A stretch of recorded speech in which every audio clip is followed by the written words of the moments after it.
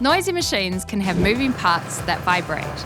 This vibration can transmit through an entire building as noise. Damping absorbs vibration energy, and this results in less noise being produced. The damping process will vary depending on your equipment. Using anti-vibration mounts on the base of a machine is a simple way to reduce vibration. Also, fit silencers on noisy parts like the exhaust to absorb sound waves. Maintaining your machinery can go a long way in reducing noise.